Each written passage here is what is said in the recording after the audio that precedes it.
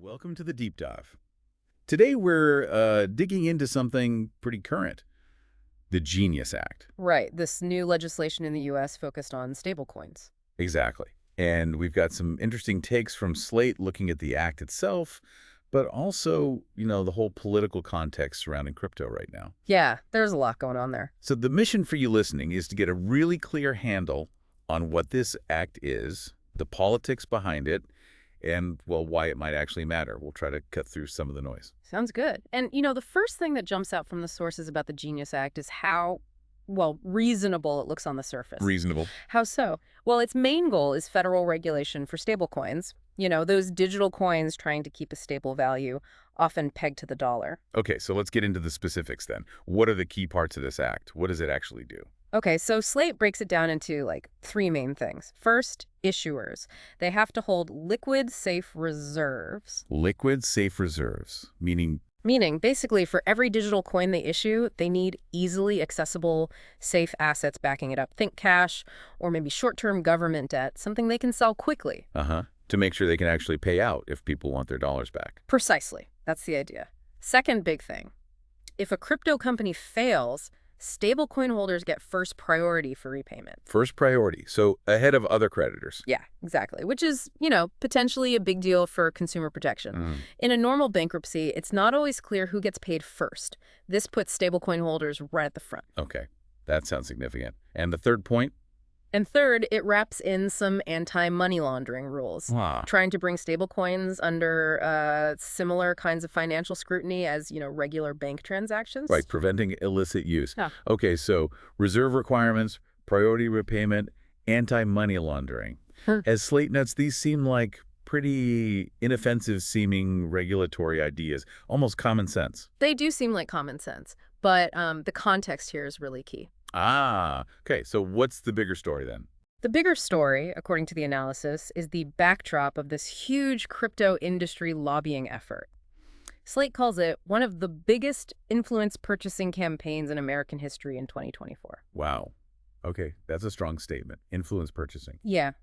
And that kind of money, it inevitably shapes what happens in Washington, doesn't it? Right. So all this lobbying muscle is actually pushing legislation through. The source did mention that while money went to both parties, there's been a noticeable shift towards supporting conservative figures lately. Exactly. And they give a pretty stark example. This massive $40 million campaign aiming to replace Senator Sherrod Brown, a Democrat in Ohio, with a Republican candidate who's very much pro-crypto. $40 million, just for one Senate race. Yep. It really shows the scale, the targeted nature of the spending. So the Slate piece suggests the Genius Act isn't just policy, it's also partly the crypto lobbies receiving some of what it paid for. I see. So the regulations might be okay on their own, but their arrival is tied up with this major industry push. That's the argument. And then you've got Donald Trump's increasing visibility in the crypto space. Right. The article brought him up directly, saying he's using crypto, especially stablecoins, to turn a profit on his presidency, and could gain if this framework passes. How exactly might this act help him? Well, the connection drawn is multifaceted. It's partly his general embrace of crypto lately, but also looking back at his administration. What did his administration do regarding crypto? The Slate piece points to things like pardoning some high-profile figures involved in crypto crime, like Ross Ulbricht from Silk Road. Also apparently disbanding the Justice Department's crypto enforcement team at one point. And there was even an executive order about potentially establishing a crypto reserve, though, how much impact that really had is debatable. So the argument is that the Genius Act, by creating these federal rules, kind of bolsters a generally crypto-friendly environment that aligns with Trump's activities and could benefit him or his allies. That seems to be the implication from the source, yes. It fits into a larger picture. It's interesting, though, that stablecoins are the focus for this first big push in Congress, as one article puts it. Why stablecoins? Why now? Yeah, that's a good question. The analysis suggests a few reasons. One big one is reputation management. Reputation. Yeah, the crypto industry is trying hard to shake off that image of being purely reckless and speculative. Stablecoins, aiming for stability, offer a chance to present something more, thoughtful and consumer-focused. So distance themselves from the crazy price swings of Bitcoin or others, that roller coaster ride the article mentioned. Exactly. It's a branding opportunity in a way. Plus, Let's be honest, there's a history of bad actors issuing unstable stablecoins. That damaged trust. Right, coins that weren't actually backed one-to-one. Precisely. So by backing federal rules, the established, bigger players can signal, look, we're legitimate, we want stability. And maybe it creates hurdles for smaller newcomers, too. Makes it harder for competition to enter the market if the regulations are complex or expensive to comply with. Could be part of the calculation. There's even a mention of a patriotic angle, the idea that a strong, well-regulated U.S. dollar stablecoin system could actually boost the dollar's global standing in the digital age. Interesting. And I guess underlying all this is just the sense that crypto isn't going away.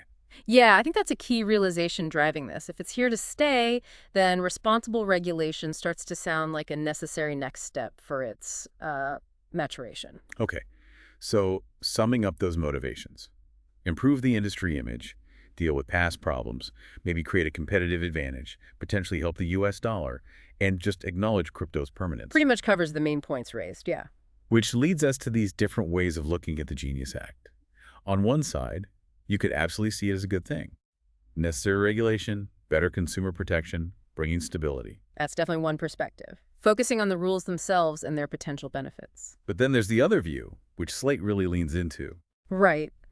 The view that this is maybe less about pure policy goodness and more about the success of a massive lobbying campaign by the crypto industry, potentially playing into the hands of figures like Trump. And that second Slate piece, the one titled, Crypto Was Always Unserious.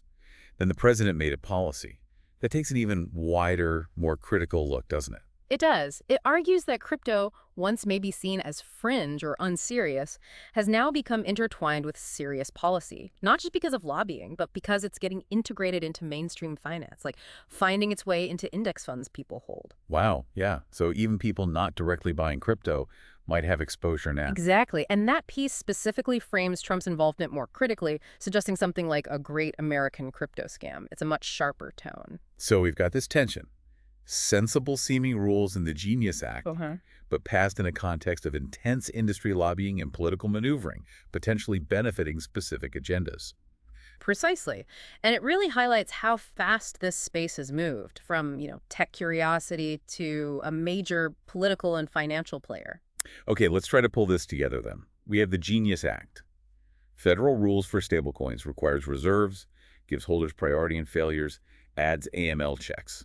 Seems practical. Yes, the core provisions seem aimed at stability and safety. However, its journey through Congress is heavily marked by the crypto industry's massive spending, leaning conservative recently, and it happens to align with some of Donald Trump's crypto-related actions and potential interests. The political context is impossible to ignore based on these sources. And the industry's reasons for pushing this, it seems like a mix. Cleaning up their image, fixing past stablecoin issues, maybe setting up a favorable environment for the big players, and acknowledging crypto's probably here to stay. A complex set of motivations, definitely. So this really leaves a big question hanging, doesn't it, for you listening? How do you weigh this?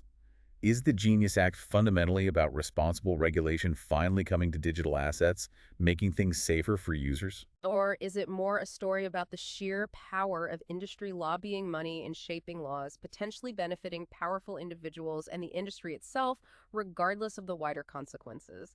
What does this whole episode tell you about how technology, money, and government interact today? Something to really think.